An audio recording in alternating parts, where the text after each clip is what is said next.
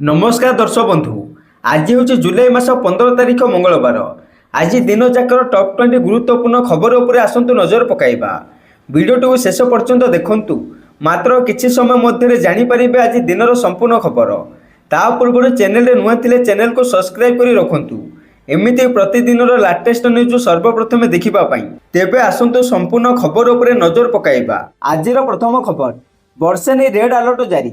सेपटे लघुचाप प्रभाव राज्यर विभिन्न जिलार प्रबल अति प्रबल वर्षार संभावना अच्छी। तेणु केन्दुझर मयूरभंज जिला को रेड वार्निंग जारी कला आंचलिक पाणीपाग केन्द्र। आसंता काली जाए यह दुईटी जिले प्रबल अति प्रबल वर्षा सह वज्रपातर पूर्वानुमान करिछि पाणीपाग केन्द्र। तेबे जुलाई 15 तारिख अर्थात आज किछि जिला को ऑरेंज और येलो वार्निंग जारी करिछि पाणीपाग केन्द्र। ऑरेंज वार्निंग जारी कर जाइथिबा जिला गुड़िक हेउछि मयूरभंज, केन्दुझर, सुंदरगढ़, संबलपुर, झारसुगुड़ा और बरगढ़। ଏହି ଜିଲ୍ଲାର ଗୋଟିଏ କିମ୍ବା ଦୁଇଟି ସ୍ଥାନରେ ପ୍ରବଳରୁ ଅତି ପ୍ରବଳ ବର୍ଷା ଘଡ଼ଘଡ଼ି ସହ ଝଟକା ପବନ 30ରୁ 40 କିଲୋମିଟର ପ୍ରତି ଘଣ୍ଟା ହେବାର ସମ୍ଭାବନା ରହିଛି। ସେହିପରି ଅନୁଗୁଳ, ଢେଙ୍କାନାଳ, କଟକ, ନୟାଗଡ଼, ବୌଦ୍ଧ, ସୋନପୁର, ଦେବଗଡ଼, ବଲାଙ୍ଗୀର, କନ୍ଧମାଳ, କଳାହାଣ୍ଡି, ବାଲେଶ୍ୱର, ଭଦ୍ରକ, ଯାଜପୁର, କେନ୍ଦ୍ରାପଡ଼ା, ଜଗତସିଂହପୁର, ପୁରୀ, ଖୋର୍ଦ୍ଧା, ଗଞ୍ଜାମ ଓ ଗଜପତି ଭଳି ଜିଲ୍ଲାଗୁଡ଼ିକର ଗୋଟିଏ କିମ୍ବା ଦୁଇଟି ସ୍ଥାନରେ ପ୍ରବଳ ବର୍ଷା ଘଡ଼ଘଡ଼ି ସହିତ ଝଟକା ପବନ 30ରୁ 40 କିଲୋମିଟର ପ୍ରତି ଘଣ୍ଟା ହେବାର ସମ୍ଭାବନା ରହିଛି। परवर्ती खबर, एफएम कॉलेज छात्री आत्महत्या। परवर्ती खबर, एफएम कॉलेज छात्री आत्महत्या घटना बड़ रहस्य खोलिले पीड़िता बापा। सेपटे बालेश्वर एफएम कॉलेज छात्री आत्महत्या उद्यम घटना सारा राज्यर हईचई सृष्टि करिछि। एही समय पीड़िता बापा सांघातिक बयान देइछन्ति। से कहिछन्ति कर्तृपक्ष रूम बाहरी मो झील एमती पदक्षेप नेला। कॉलेज कर्तृपक्ष दायी, अध्यक्ष ही निश्चित दायी। तांको उपरे दृढ़ कार्यानुष्ठान निया जाऊ। किछि ना किछि निश्चित कारण अछि जहाँपाई मोर झील एमती उद्यम कला। अन्यपटे ही घटना नहीं राजनीति जोर धरी। बालेश्वर में बीजेडी पक्षर विक्षोभ प्रदर्शन कर कॉलेज मुख्य फाटक आगे प्रतिवाद और नाराबाजी कर। परवर्ती खबर, पुटिन रागिगले डोनाल्ड ट्रंप। यूक्रेन उपर रूस आक्रमण पर अमेरिका राष्ट्रपति डोनाल्ड ट्रंप पुणी थे पुटिन रागिछन्ति। निजर असंतोष प्रकाश कर ट्रंप कहते जे केवल भल कथा कहती किंतु रातिर अंधारे लोकों ऊपर बोमा माड़ करुछन्ति। अंधार रातिर खेल न्यू जर्सी फिफा विश्वकप फाइनाल फेरिबा परे गणमाध्यम सहित कथबार्ता ट्रंप कहते जे मु राष्ट्रपति पुटिन ऊपर बहुत निराश। सेपटे अमेरिकार राष्ट्रपति हेबा परे ट्रंप स्पष्ट करथिले जे रूस एवं यूक्रेन मध्य युद्ध बंद करबा तांकर प्राथमिकता। से यह मध्य कहिथिले जे से एही विषय प्रयास करिसंती। ट्रंप सीधासळख पुटिन सह अनेक थर कथा मध्य होइथिले।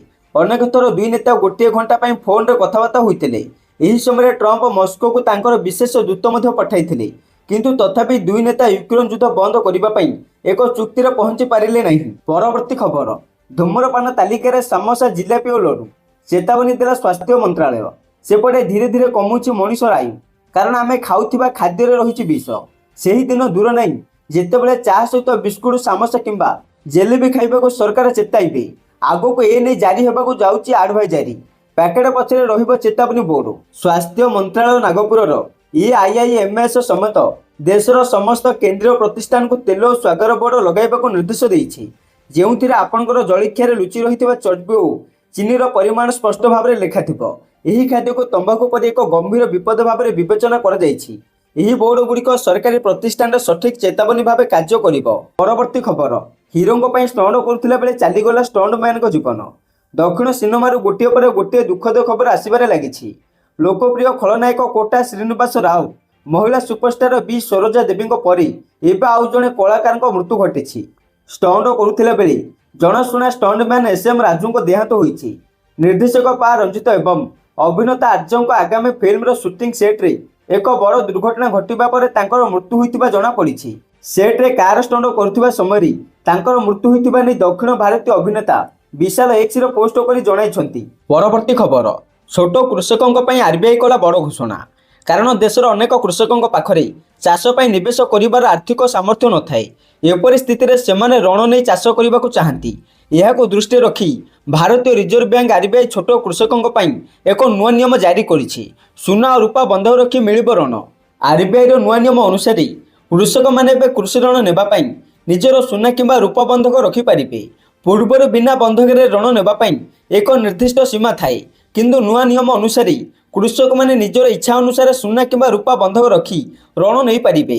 ଏହି ନିୟମ ଦ୍ୱାରା ଛୋଟ କୃଷକଙ୍କୁ ଋଣ ପାଇବାରେ ସହାୟତା ମିଳିବ ବୋଲି ଆର୍ବିଆଇ କହିଛି। ପରବର୍ତ୍ତୀ ଖବର, କମିପାରେ ବିଜୁଳି ବିଲ୍।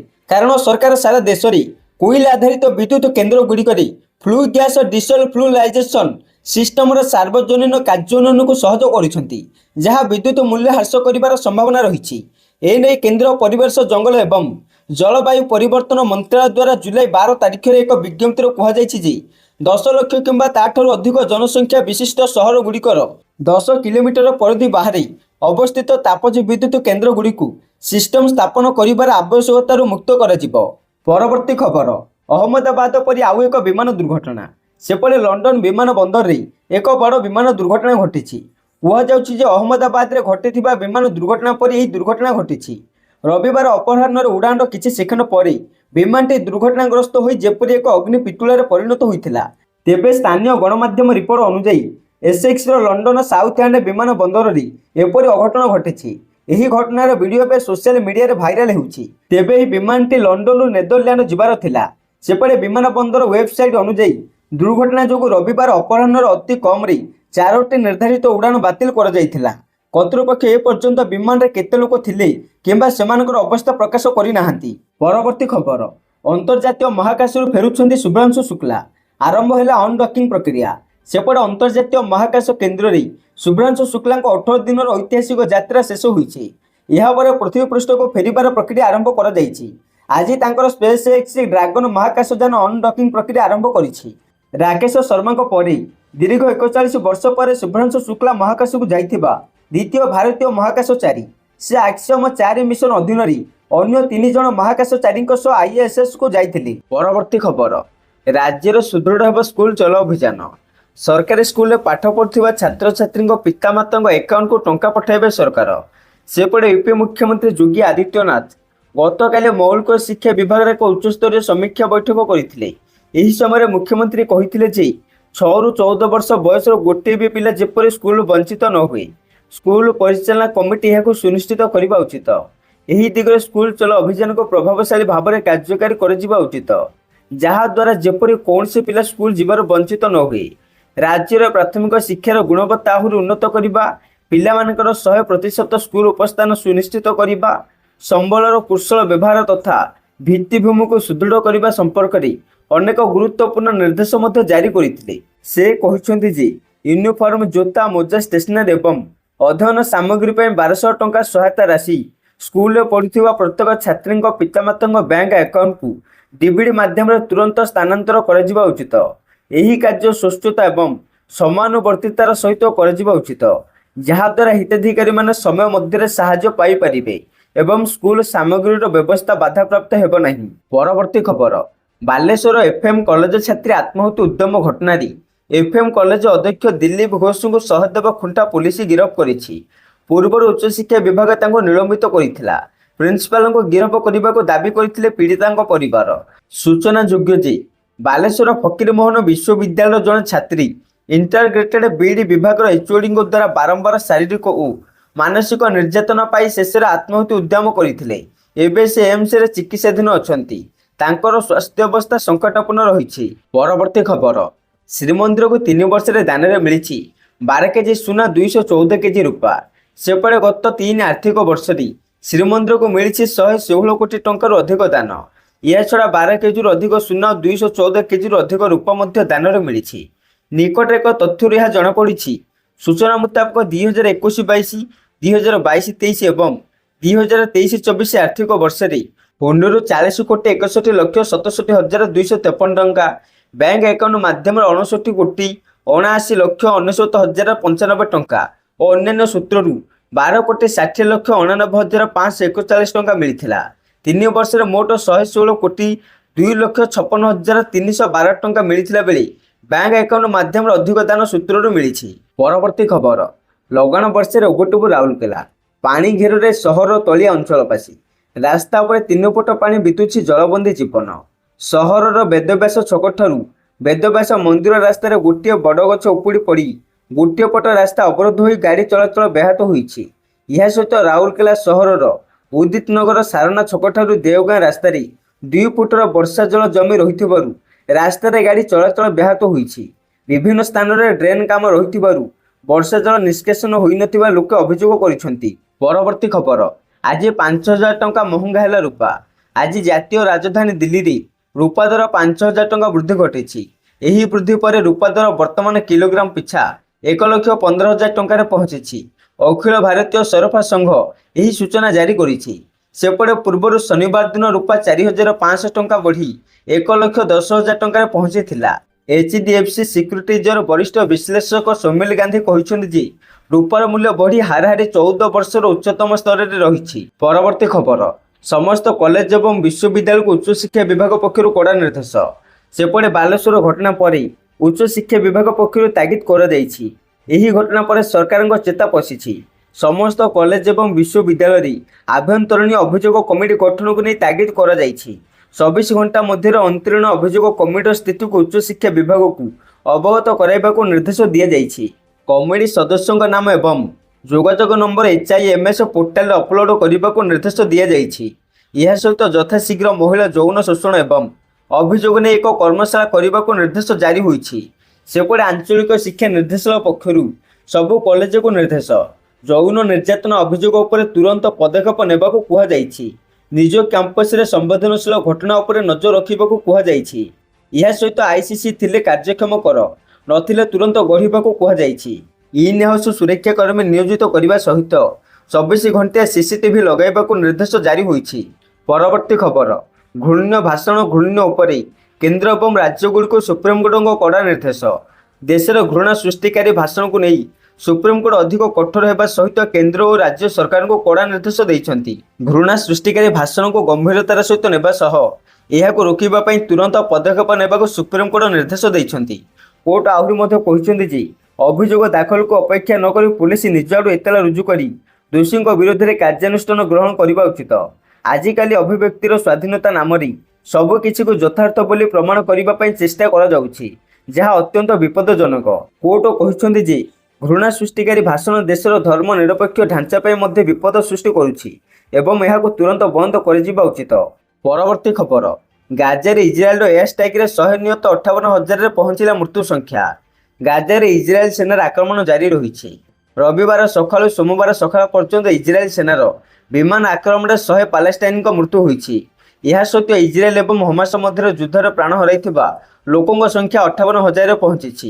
ସେପଟେ ଅଲ୍ ଜାଜିରାର ରିପୋର୍ଟ ଅନୁଯାୟୀ ଇସ୍ରାଏଲ ସେନା ଗାଜା ସହର ଏକ ବଜାର ଉପରେ କ୍ଷେପଣାସ୍ତ୍ର ମାଡ଼ କରିଥିଲା, ଯେଉଁଥିରେ ଚିକିତ୍ସା ପରାମର୍ଶଦାତା ଅହମ୍ମଦ କାଣ୍ଡିଲ ସମେତ 12 ଜଣଙ୍କ ମୃତ୍ୟୁ ହୋଇଥିଲା। ପରବର୍ତ୍ତୀ ଖବର, ବାଲେଶ୍ୱର ଛାତ୍ରୀ ଆତ୍ମାହୁତି, ଜୀବନ ଯୁଦ୍ଧରେ ହାରିଗଲେ ଛାତ୍ରୀ।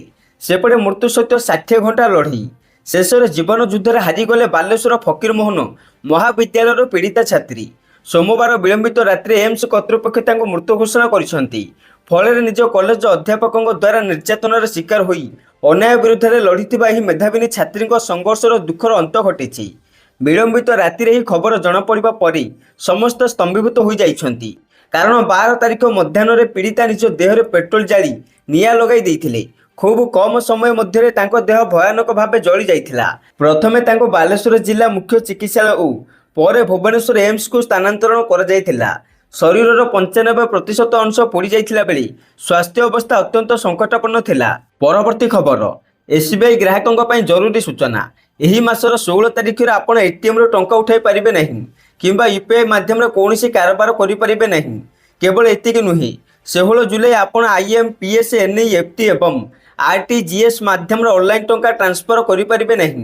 ଦେଶର ସବୁଠାରୁ ବଡ଼ ସରକାରୀ ବ୍ୟାଙ୍କ SBI ନିଜ ଗ୍ରାହକମାନଙ୍କ ପାଇଁ ଏକ ଗୁରୁତ୍ୱପୂର୍ଣ୍ଣ ସୂଚନା ଜାରି କରିଛି। State bank of India 14 July ସୋମବାର ଦିନ ତାର ସରକାରୀ X ଆକାଉଣ୍ଟରେ ଏହି ସମସ୍ତ ସୂଚନା ସେୟାର କରିଛି। ଭାରତୀୟ ଷ୍ଟେଟ୍ ବ୍ୟାଙ୍କ କହିଛି ଯେ 16 ଜୁଲାଇ ବୁଧବାର ଦିନ ଅପରାହ୍ନ 1:05ରୁ ଅପରାହ୍ନ 2:10 ପର୍ଯ୍ୟନ୍ତ ବ୍ୟାଙ୍କର UPI, ATM, YONO, IMPC, RINB, NEFT ଏବଂ RTGS ସେବା ମୋଟ 1 ଘଣ୍ଟା 5 ମିନିଟ୍ ପାଇଁ ଅସ୍ଥାୟୀ ଭାବରେ ବନ୍ଦ ରହିବ। ପରବର୍ତ୍ତୀ ଖବର, 5 ହାଇକୋର୍ଟର ମୁଖ୍ୟ ବିଚାରପତିଙ୍କୁ ନିଯୁକ୍ତି ଦେଲେ ରାଷ୍ଟ୍ରପତି। ରାଷ୍ଟ୍ରପତି ଦ୍ରୌପଦୀ ମୁର୍ମୁ ସୋମବାର ଦିନ 5ଟି ହାଇକୋର୍ଟ ପାଇଁ ମୁଖ୍ୟ ବିଚାରପତିଙ୍କୁ ନିଯୁକ୍ତି କରିଛନ୍ତି। କେନ୍ଦ୍ର ଆଇନ ଏବଂ ନ୍ୟାୟ ମନ୍ତ୍ରଣାଳୟ ଦ୍ୱାରା ଜାରି ବିଜ୍ଞପ୍ତି ଅନୁଯାୟୀ ମଧ୍ୟପ୍ରଦେଶ, ଝାଡ଼ଖଣ୍ଡ, କର୍ଣ୍ଣାଟକ, ଗୌହାଟୀ ଏବଂ ପାଟନା ହାଇକୋର୍ଟରେ ନୂତନ ମୁଖ୍ୟ ବିଚାରପତିଙ୍କୁ ନିଯୁକ୍ତି କରାଯାଇଛି। राष्ट्रपति मध्यप्रदेश हाईकोर्ट कार्यकारी मुख्य विचारपति संजीव सचदेव को मध्यप्रदेश हाईकोर्ट मुख्य विचारपति भाव में नियुक्त କରିଛନ୍ତି। ଏହା ସହିତ ବିଚାରପତି ବିଭୁ ପାରଖଙ୍କୁ କର୍ଣ୍ଣାଟକ ହାଇକୋର୍ଟ ମୁଖ୍ୟ ବିଚାରପତି ଭାବରେ ନିଯୁକ୍ତ କରାଯାଇଛି। କାର୍ଯ୍ୟକାରୀ ମୁଖ୍ୟ ବିଚାରପତି ଆଶୁତୋଷ କୁମାରଙ୍କୁ ଗୁଆହାଟୀ ହାଇକୋର୍ଟ ମୁଖ୍ୟ ବିଚାରପତି ଭାବରେ ନିଯୁକ୍ତ କରାଯାଇଛି। ବିଚାରପତି ବିପୁଲ ମନୁଭାଇ ପାଞ୍ଚୋଲିଙ୍କୁ ପାଟନା ହାଇକୋର୍ଟ ମୁଖ୍ୟ ବିଚାରପତି ଭାବରେ ନିଯୁକ୍ତ କରାଯାଇଛି। ସେହିପରି ବିଚାରପତି ତରଲୋକ ସିଂହ ଚୌହାନଙ୍କୁ ଝାଡ଼ଖଣ୍ଡ ହାଇକୋର୍ଟ ମୁଖ୍ୟ ବିଚାରପତି ଭାବରେ ନିଯୁକ୍ତ କରାଯାଇଛି। ପରବର୍ତ୍ତୀ ଖବର, ଷ୍ଟେସନରେ ଭୟଙ୍କର ଅଗ୍ନିକାଣ୍ଡ, ନିଆଁ ଲାଗି ଜଳିଗଲା ଦୁଇଟି ଟ୍ରେନ୍। ଆନ୍ଧ୍ରପ୍ରଦେଶର ତିରୁପତି ରେଳ ଷ୍ଟେସନ ନିକଟରେ ଛିଡ଼ା ହୋଇଥିବା ଦୁଇଟି ଟ୍ରେନ୍ରେ ନିଆଁ ଲାଗିଯିବାରୁ ଷ୍ଟେସନରେ ଭୟଙ୍କର ଅଗ୍ନିକାଣ୍ଡ ଘଟିଛି। ଖବର ମୁତାବକ ରାଜସ୍ଥାନରୁ ତିରୁପତି ଆସିଥିବା ହିସାର ତିରୁପତି ସ୍ପେଶାଲ ଟ୍ରେନ୍ ଏବଂ ରାୟଲସୀମା ଏକ୍ସପ୍ରେସରେ ହଠାତ୍ ନିଆଁ ଲାଗିଯାଇଥିଲା, ଯେଉଁଥିରେ ହିସାର ତିରୁପତି ଟ୍ରେନ୍ର ଦୁଇଟି ସାଧାରଣ କୋଚ ସମ୍ପୂର୍ଣ୍ଣ ଭାବେ ଜଳିପୋଡ଼ି ନଷ୍ଟ ହୋଇଯାଇଛି। ଅନ୍ୟପଟେ ଏହି ଅଗ୍ନିକାଣ୍ଡରେ ରାୟଲସୀମା ଏକ୍ସପ୍ରେସର ଜେନେରେଟର କୋଚ ଆଂଶିକ ଭାବରେ କ୍ଷତିଗ୍ରସ୍ତ ହୋଇଛି। ତେବେ ଏହି ଘଟଣାଟି ସୋମବାର ଦିନ ଅପରାହ୍ନ ପ୍ରାୟ 2ଟା ସମୟରେ ତିରୁପତି ରେଳ ଷ୍ଟେସନ ନିକଟରେ stabling ୟାର୍ଡରେ Hisar Tirupati special train ଛିଡ଼ା ହୋଇଥିବା ସମୟରେ ଦୁଇଟି ଖାଲି ସାଧାରଣ କୋଚ୍ରେ ନିଆଁ ଲାଗିଯାଇଥିଲା ବୋଲି ଖବର ମିଳିଛି। ପରବର୍ତ୍ତୀ ଖବର, ଝାଡ଼ାମିଶା ପାଣିରେ ପିଲାଙ୍କ ପାଇଁ ତିଆରି ହେଲା ମଧ୍ୟାହ୍ନ ଭୋଜନ। ତାମିଲନାଡୁ ଥିରୁଭାରୁର ଜିଲ୍ଲାରେ ଘଟିଯାଇଛି ଏକ ଅଜବ ଘଟଣା। ସ୍ଥାନୀୟ ସରକାରୀ ସ୍କୁଲରେ ମଣିଷ ଛାଡ଼ା ମିଶା ପାଣିରେ ତିଆରି କରାଯାଇଥିଲା ପିଲାଙ୍କ ପାଇଁ ମଧ୍ୟାହ୍ନ ଭୋଜନ। ଘଟଣା ସମ୍ପର୍କରେ ଜଣାପଡ଼ିବା ପରେ ବିଭାଗ ପକ୍ଷରୁ ତଦନ୍ତ ଜାରି ରହିଛି। ଖବର ମୁତାବକ 3 ମଧ୍ୟ ସ୍କୁଲ ରୋଷେଇ ଘରେ ଥିବା ପାଣି ଟାଙ୍କିରେ ମଣିଷ ଛାଡ଼ା ମିଶାଇ ଦେଇଥିଲେ, କିନ୍ତୁ ଏବେ ଟାଙ୍କିରୁ ପାଣି ବ୍ୟବହାର ପାଇଁ ବାରଣ କରାଯାଇଛି। ବିଭାଗୀୟ ତଦନ୍ତ ଜୋରସୋରରେ ଚାଲିଛି। ସେପଟେ ସ୍କୁଲ କର୍ତ୍ତୃପକ୍ଷଙ୍କ ତରଫରୁ ଏନେଇ କୌଣସି ସୂଚନା ମିଳିପାରିନାହିଁ। ଘଟଣାରେ ସମ୍ପୂର୍ଣ୍ଣ ଲୋକଙ୍କୁ ଗିରଫ କରିବା ନେଇ କୌଣସି ଖବର ମିଳିପାରିନାହିଁ।